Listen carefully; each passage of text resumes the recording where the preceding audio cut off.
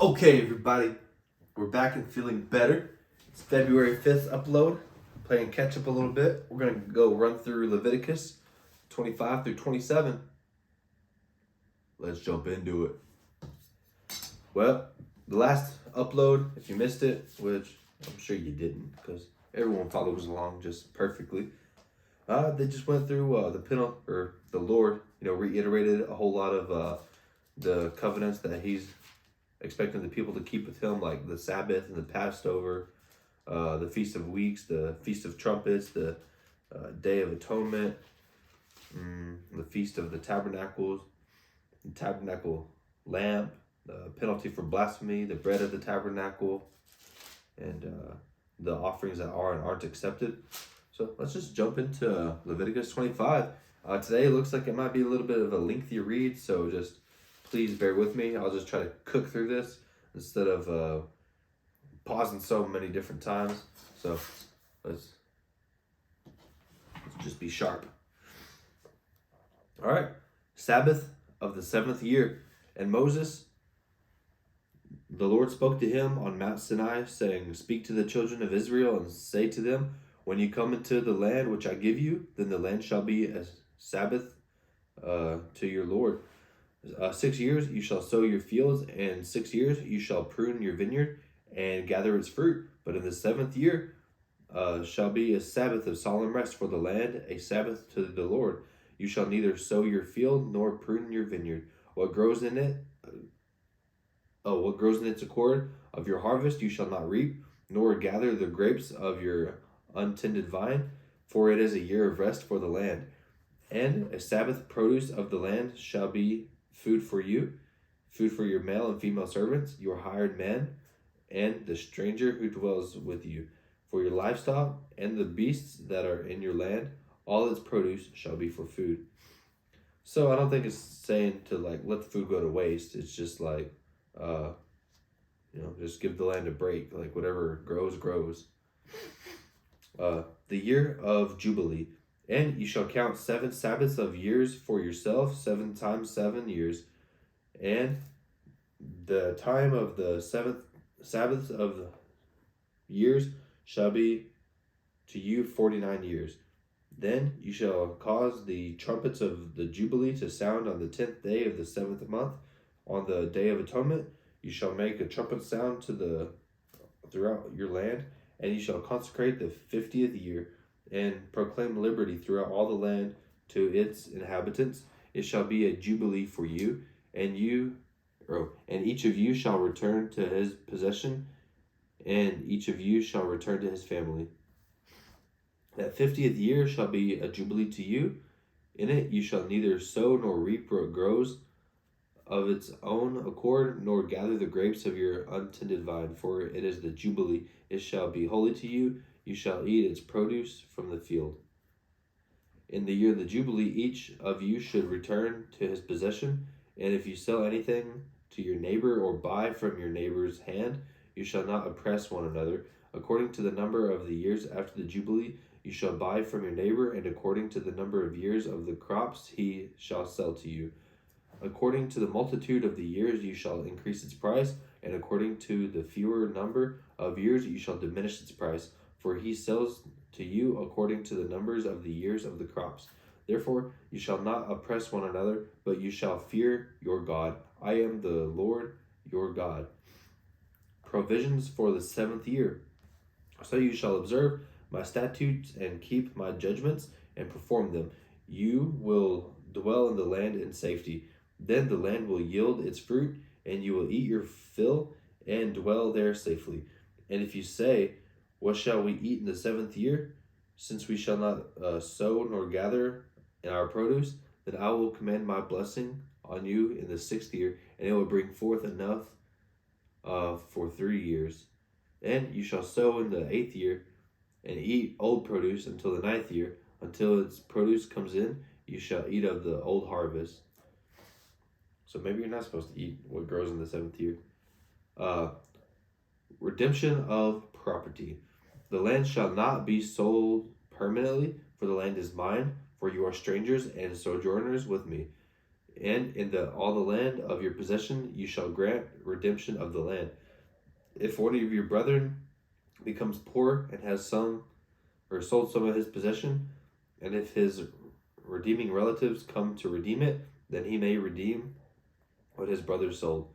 Or if a man has no one to redeem it, but he himself becomes able to redeem it, then let him count the years since its sale and restore the remainder to the man to whom he sold it, that he may return to his possession. But if he is not able to have it restored to himself, then what was sold should remain in the hand of him who bought it until the year of the Jubilee, and in the Jubilee it shall be released, and he shall return to his possession. So I wonder, like, when it says the year of the Sabbath, like that, I assume that's just like an all around, like, you know, year for everybody. Because, like, say there's like a gap year where like the land wasn't worked, and so like, is it just like for this field here, like, I don't know. You skip a year, so like it's a year behind everything. So like its Sabbath year is like a year behind all the other Sabbaths. That probably doesn't make a lot of sense. I'm just going to continue. If a man sells a house in a walled city, then he may redeem it within a whole year after it is sold, within a full year, and he may redeem it. But if he is not, but if it is not redeemed with it in the space of a full year, then the house in the walled city shall belong permanently to him who bought it. Throughout his generations, it shall not be released to the Jubilee. However, the houses of the village which have no wall around them shall be counted as the fields of the country. They may be redeemed, and they shall be released in the Jubilee. Nevertheless, the cities of the Levites and the houses in the cities of their possession, the Levites may redeem at any time. If a man purchases a house from the Levites, then the house that was sold in the city of his possession shall be released in the Jubilee. For the houses and the cities of the Levites are their possession among the children of Israel. But for the field of the common land of their cities may not be sold, for it is perpetual possession. Lending to the poor. If one of your brethren becomes poor and falls into poverty among you, then you shall help him like a stranger or a sojourner, that he may live with you. Take no usury or interest from him, but fear your God, that your brother may live with you. You shall not lend him your money for usury, nor lend him your foot at a profit. I am the Lord your God, who brought you out of the land of Egypt, to give you the land of Canaan, and to be your God.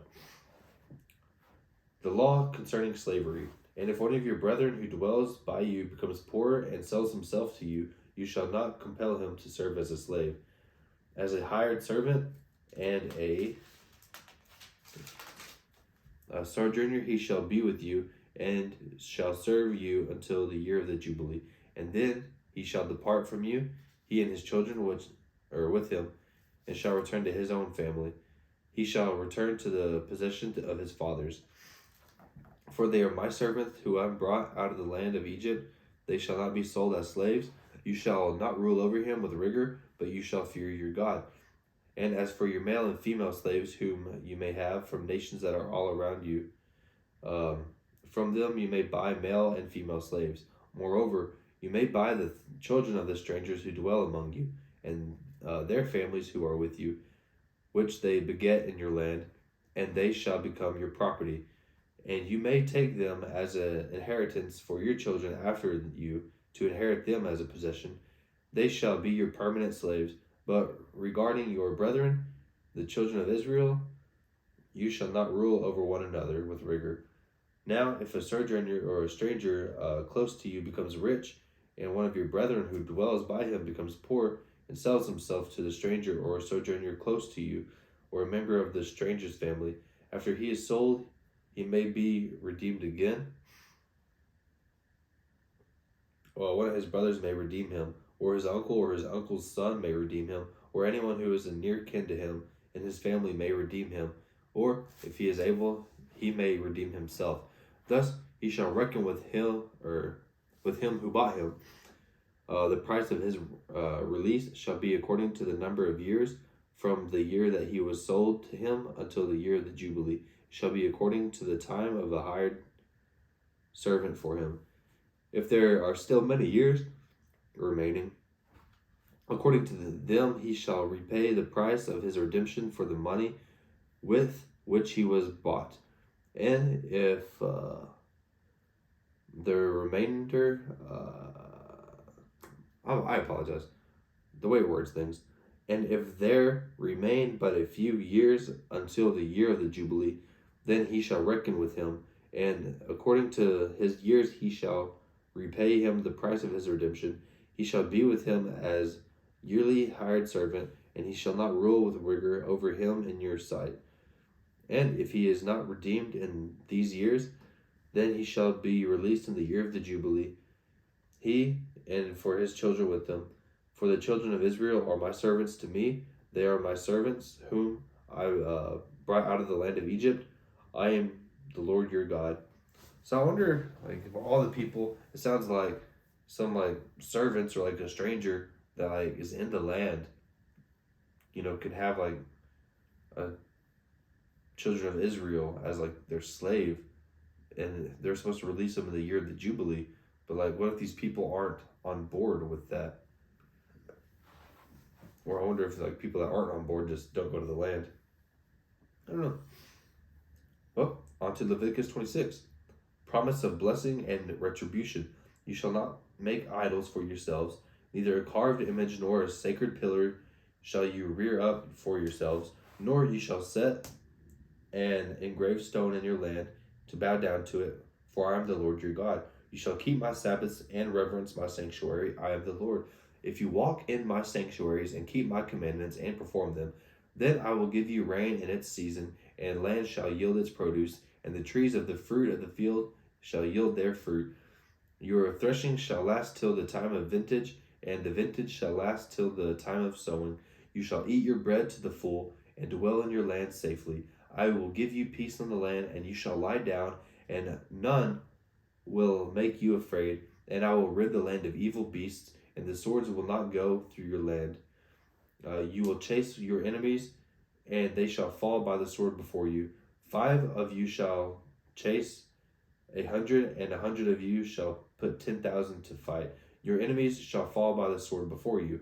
For I will look on you favorably, and make you fruitful, multiply you, and confirm my covenant with you. You shall eat the old harvest, and clear out the old because of the new. I will set my tabernacle among you, and my soul shall not abhor you. I will walk among you and be your God, and you shall be my people. I am the Lord your God, who brought you out of the land of Egypt, that you should not be their slaves. I have broken the bands of your yoke and made you walk upright. But if you do not obey me and do not observe all these commandments, and if you despise my statutes, or if you despise my statutes, or if your soul abhors my judgment, so that you do not perform my commandments, but break my covenant, I will also do this to you. I will even appoint terror over you, wasting disease and fever, which shall consume the eyes and cause sorrow of the heart. And you shall sow your seed in vain, and your enemies shall eat it. I will set my face against you, and you shall be defeated by your enemies. Those who hate you shall reign over you, and you shall flee when no one pursues you. And after all this, if you do not obey me, then I will punish you 7 times more for your sins. I will break the pride of your power. I will make the heavens like iron, and your earth like bronze, and your strength shall be spent in vain, for your land shall not yield its produce, nor shall the trees of the land yield their fruit. Then, if you walk contrary to me, and are not willing to obey me, I will bring on you 7 times more plagues according to your sins. I will also send wild beasts among you, which shall rob you of your children, destroy your livestock, and make you few in numbers, and your highways shall be desolate. And if by these things you are not reformed by me, but walk contrary to me, then I will take contrary to you and punish you yet 7 times for your sins. And I will bring a sword against you that will execute the vengeance of the covenant. When you are gathered together within your cities, I will send pestilence among you, and you shall be delivered into the hand of the enemy. When I have cut off your supply of bread, 10 women shall bake your bread in one oven, and they shall bring it back your bread by weight, and you shall eat and not be satisfied. After all this, if you do not obey me, but walk contrary to me, then I will walk contrary to you in fury. And I, even I, will chastise you 7 times for your sins. You shall eat the flesh of your sons, and you shall eat the flesh of your daughters. I will destroy your high places, cut down your incense altars, and cast your carcasses on the lifeless forms of your idols, and my soul shall abhor you. I will lay your cities waste and bring your sanctuaries to desolation. I will not smell the fragrance of your sweet aromas. I will bring the land to desolation, and your enemies to dwell in it shall be astonished at it. Let me reread that. I will bring the land to desolation, and your enemies who dwell in it shall be astonished at it. Huh. Okay. I will scatter you among the nations and draw out a sword after you. Your land shall be desolate and your cities waste. Then the land shall enjoy its Sabbaths as long as it lies desolate and you are in your enemy's land. And then the land shall rest and enjoy its Sabbaths. And as long as it lies desolate, it shall rest, for the time it did not rest on your Sabbaths when you dwelt in it. And as for those of you who are left, I will send faintness into the hearts and the land of their enemies. The sounds of a shaken leaf shall cause them to flee. They shall flee as though fleeing from a sword, and they shall fall when no one pursues. They shall stumble over one another, as it were before a sword, when no one pursues. And you shall have no power to stand before your enemies. You shall perish among the nations, and the land of your enemies shall eat you up. And those of you who are left shall waste away in their iniquity in your enemies' lands. Also in their fathers' iniquities, which are with them, they shall waste away. But if they confess their iniquity and the iniquity of their fathers with their unfaithfulness in which they were unfaithful to me, and that they also have walked contrary to me, and that I also have walked contrary to them, and have brought them into the land of their enemies, if their uncircumcised hearts are unhumbled, and they accept their guilt, then I will remember my covenant with Jacob, and my covenant with Isaac and Abraham. I will remember the land. The land also shall be left empty by them, and will enjoy its Sabbaths while it lies desolate without them. They will accept their guilt because they despise my judgments and because their souls abhorred my statutes. Yet for all that, when they are in the land of their enemies, I will not cast them away, nor shall I abhor them to utterly destroy them and break my covenant with them, for I am the Lord their God. But for their sake I will remember the covenant of their ancestors, whom I brought out of the land of Egypt in the sight of the nations, that I might be their God. I am the Lord. These are the statutes and judgments and laws which the Lord made between himself and the children of Israel on Mount Sinai by the hand of Moses. So I feel like I need to really reread all that slowly, because it sounds like to me just right now, like it sounds like if you break the covenant, like not only are you punished, but you're driven out of the land, and the land gets to rest, and you're laying in like the bed of, or not the bed, but like in the land of your enemies. And like even if you like admit your iniquities and like you carry the guilt, like it doesn't sound like he's gonna forgive it, but he'll remember the Sabbath, or not the Sabbath, but the covenant. So I don't know if like him remembering the covenant is forgiving it and like, reinstating it. But all right, well Leviticus 26 on to 27. Redeeming persons and property dedicated to God. Here we go, get me opening my mouth, but it's probably about to give us the answers. So, now the Lord spoke to Moses, saying, Speak to the children of Israel, and say to them, When a man consecrates by a vow certain persons to the Lord according to your valuation, if your valuation is of a male from 20 years old to 60 years old, then your valuation shall be 50 shekels of silver according to the shekel of the sanctuary. If it is a female, then your valuation shall be 30 shekels. And if it's 5 years old and up to 20 years old, then your valuation shall be 20 shekels, and for a female 10 shekels. And if from a month old up to 5 years old, then your valuation shall be 5 shekels of silver, and for a female your valuation shall be 3 shekels of silver. And if from 60 years old and above, if it is male, then your valuation shall be 15 shekels, and for a female 10 shekels. But if he is too poor to pay your valuation, then he shall present himself before the priest, and the priest shall set a value to him according to the ability of him who vowed. The priest shall value him.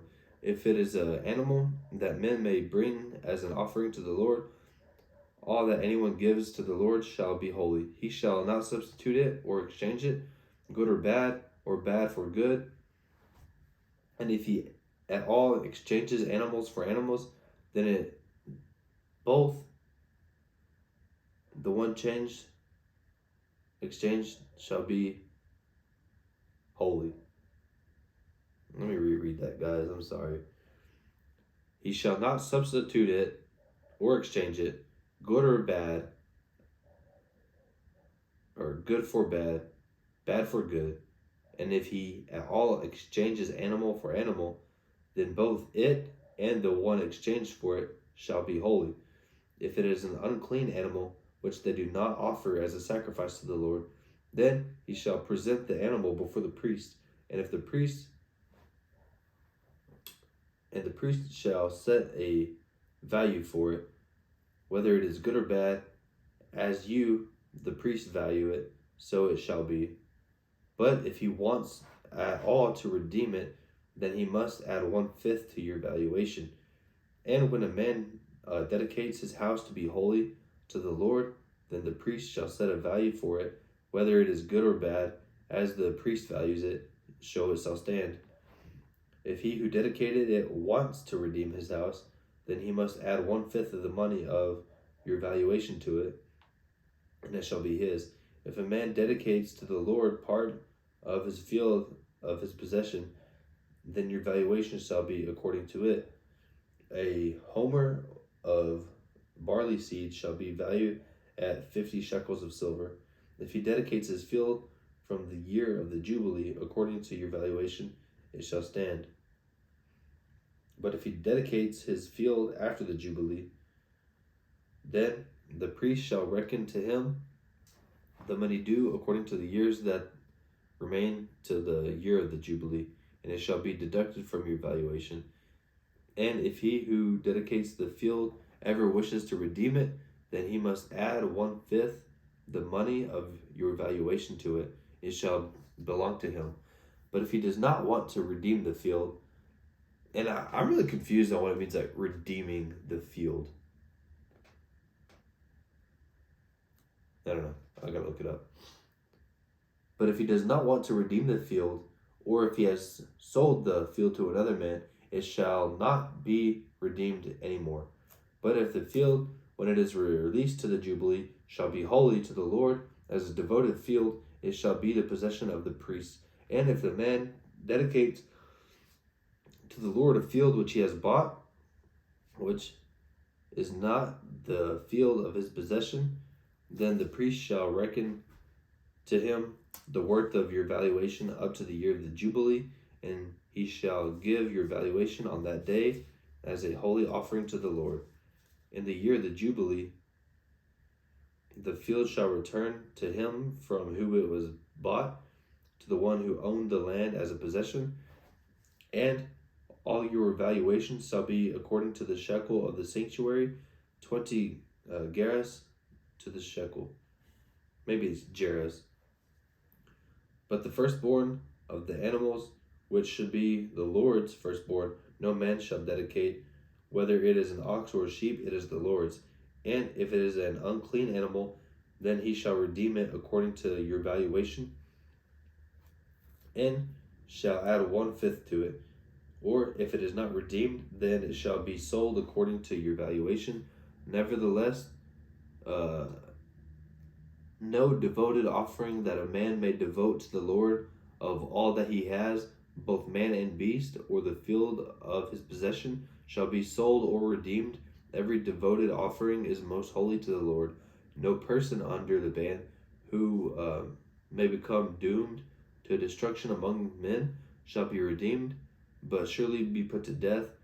And all the tithe of the land, whether the seed of the land or the fruit of the tree, is the Lord's. It is holy to the Lord. If a man wants at all to redeem any of his tithes, he shall add 1/5 to it. And concerning the tithe of the herd of the flock, whatever passes under the rod, then 10th one shall be holy to the Lord. He shall not inquire whether it is good or bad, nor shall he exchange it. If he exchanges it at all, then both it and the one exchanged for it shall be holy. It shall not be redeemed. These are the commandments for which the Lord commanded Moses for the children of Israel on Mount Sinai. Whew. Like I said, that was a long one. It was not the easiest reading. I apologize. I feel like I really dropped the ball on that one. That's a little bit late when I'm reading, so maybe I'm a little tired, but yeah, it's just a lot of things to follow along with and trying to get it all right and keep up while you're trying to read and make a good presentation. It's a little bit to juggle, but yeah, we got a whole lot of insight there. The year of the Jubilee, that's 50 years away from each one. Yeah, got a lot of laws, provisions, lending to the poor, laws concerning slavery, the Lord's promise, and then what happens if you break his covenant and don't do all the commandments, and how to redeem people and property, which I'm still confused on what exactly they are redeeming or what's being sold, But yeah, that's Leviticus. Leviticus was a lot of regulation, it seems like. But I appreciate y'all. Thank you for the time, the likes, the comments, the subscriptions. Well, thanks for bearing with me. We'll catch you on the next one. Thank you.